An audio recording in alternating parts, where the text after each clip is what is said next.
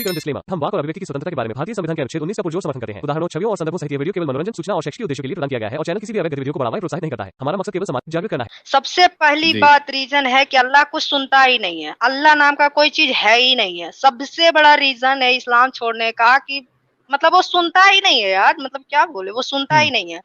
चाहे रोकर बोलिए, हम्म गिड़गिड़ा कर बोलिए, मर करके बोलिए, वो सुनता ही नहीं है। ठीक है।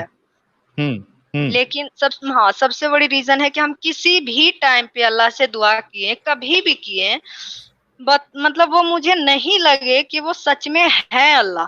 ठीक है। मुझे कभी ऐसा नहीं हालांकि लगा कि अल्लाह हा, है हा, या जी।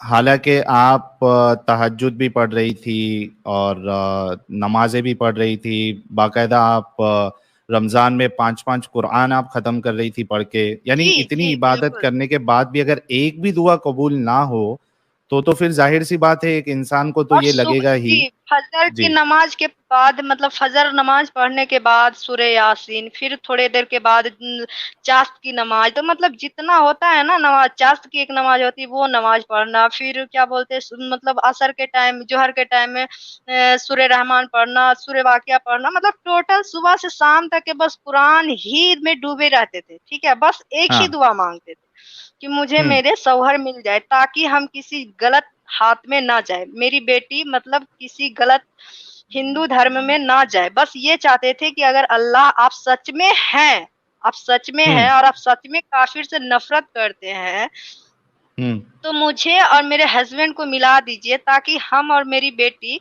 गलत धर्म में मतलब काफिर में कन्वर्ट होने से पहले आप मुझे मेरे शौहर से मिला दीजिए ताकि हम इस्लाम में रह सके, जन्नत में जा हम्म सके, ताकि मुझे हम्म जहन्नुम के आग से बचाया जा सके। बस इसलिए हमने बहुत दुआ करते थे, सारी टाइम बस एक ही दुआ करते थे। हम्म लेकिन पता नहीं क्यों यार सुनते ही नहीं है अल्लाह। तो बस इसीलिए हम्म मुझे नफरत हो गया। नफरत जिसको बोलते हैं लेकिन ना, नफरत। जी। लेकिन एंजल जी ऐसा भी हो सकता है ना कि ठीक है अल्लाह आपकी दुआ जो है जन्नत में कबूल नहीं कर रहा, हो सकता है कि कयामत के दिन जो है वो जन्नत में आपको कुछ स्पेशल दे दे उसके बदले, ये भी तो हो सकता है भोसड़ी ना के क्योंकि यहाँ इस हो रहा है क्या? डबल बीमा मिले। हमको एलआईसी नहीं चाहिए यार। ठीक अच्छा है। एलआईसी नहीं चाहिए आपको। नहीं चाहिए मतलब क्या, जैसे एलआईसी होता है ना कि आपको एक मतलब जो एक आपको इतने टाइम के बाद इतना डबल मिलेगा। मुझे जरूरत आज है, मुझे जरूरत आज है। ठीक है। मुझे बाद में नहीं चाहिए यार। बाद में तुम अपने पास रख लो ना, तुमको जो करना है कर लो अपने साथ। मुझे नहीं चाहिए। सही बात बाद है। में उतना स्ट्रांग हो जाएंगे कि हम खुद वो चीज खुद कर सकते हैं। मुझे हाँ जरूरत, जैसे अब मान लीजिए कि आपको बहुत पैर में चोट लगी है। ठीक है। और आप हाँ सोच रहे हैं कि मुझे एक बैताखी चाहिए या कोई सहारा चाहिए। अगला हाँ आदमी कहता है कि जब जब ठीक होकर के आओगी ना तो तुम्हारे लिए एक व्हील चेयर रखे हैं बाबू।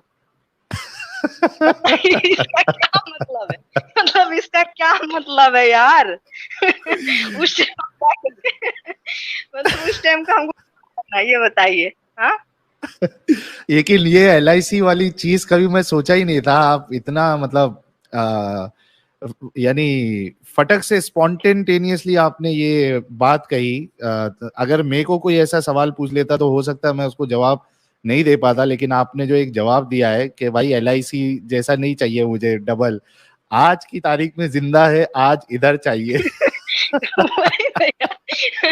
मतलब क्योंकि हम ना एलआईसी करा कर भी छोड़ दिए इसी वजह से। अच्छा हाँ जी।